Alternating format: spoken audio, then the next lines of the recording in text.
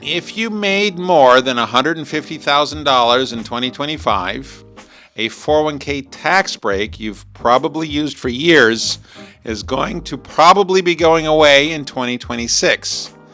In this video, we will explain exactly who this affects, why the rule changed, and the one thing you can do today to avoid being caught off guard. So, what has actually changed? The old rule. Until now, employees aged 50 and older could make catch-up contributions as either pre-tax or Roth, which is the after-tax. Right.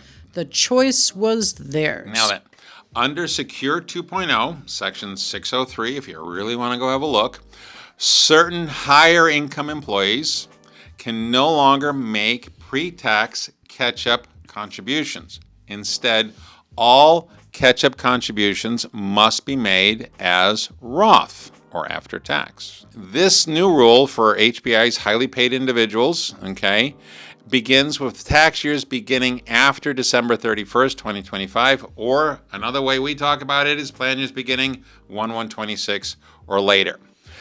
Who is actually affected? And this is where people usually get very confused. The rule applies if your prior year FICA wages from the employer sponsoring the retirement plan exceed $150,000, and that is what is in box 3. That's box 3. Yeah, okay. So the emphasize that this is based on FICA wages, specifically box 3, measured per employer, and is not based on household income or adjusted gross income or Schedule C or K1. If I was making $100,000 out of Palatine and W-2 and $100,000 in the number 2 corporation, remember I own both companies together, so it's a controlled group for testing and everything else, that's $200,000. Am I a highly paid individual under this rule? Filippo is wrong. It's a good thing your income does not depend on this. We said because it's per box employer. 3. It's per box 3. Box 3. So you're getting each a W-2 box 3 is 100. So my total census says $200,000, but each box 3 is 100. So I am not an HPI. How the record keepers are going to keep track of this, who knows? Now, are a few situations many people don't realize. We've kind of touched on this before already. Self-employed individuals without FICA wages are not subject to this rule. The income threshold will be indexed for inflation. Not sure what it's going to be for 2027. Changing employers can affect whether the rule applies because you're looking at prior year income. The change only impacts catch-up contributions, not regular 401k salary deferrals, and of course, the special catch-up contributions for that 60 to 63 age group counts as well. So in the end, really, where the rubber hits the road is when your CPA looks at your taxes and then looks at all your W-2s. Yeah, but there's a problem. You need to be paying attention to it during the year. You can't wait until after the end of the year in some situations. Yeah, sticky wicket. Yep. Why does this matter? Because for some high earners, this changes the tax strategy they have relied on for years. Is there a downside, dear? Many high-income workers lose the immediate tax deduction on their catch-up contributions during some of their highest earning years. Mm-hmm. That can feel like a significant tax increase, though these people are all awful. But they're also thinking about, you hear about people doing conversion to Roth. I know. Right, exactly.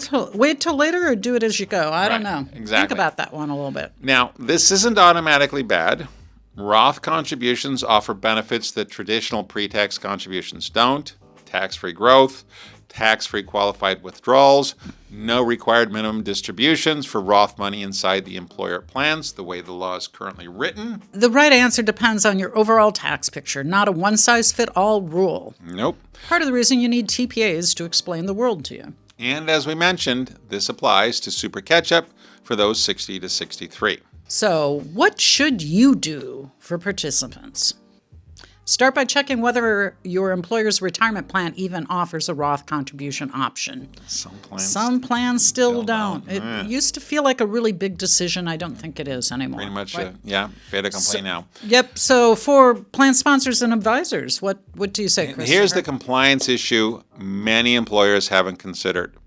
If a plan doesn't allow Roth contributions, affected high earners may be unable to make catch-up contributions at all once the rule takes effect, which is now. Okay. And it's such a small window to make those super catch-ups, right? Like, Exactly, yeah. plan ahead. Don't be caught up and lose a couple of years. Now, this is a plan document issue, not just a participant issue. Please encourage employers to review their documents with their retirement plan consultant or their TPA before the end of the year, and have people pay attention to whether or not they've crossed the threshold. All right. So if you want to learn more, especially if you're a financial advisor or a CPA, we have a monthly webinar that goes deeper into the compliance of 401k plans.